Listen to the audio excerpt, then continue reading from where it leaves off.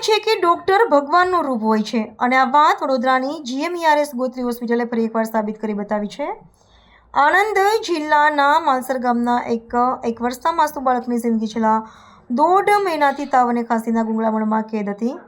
એક ખાનગી હોસ્પિટલમાં ન્યુમોનિયાની સારવાર કરાવી થાકેલા પરિવાર માટે 4 ફેબ્રુઆરીનો દિવસ નવી આશા લઈને આવ્યો।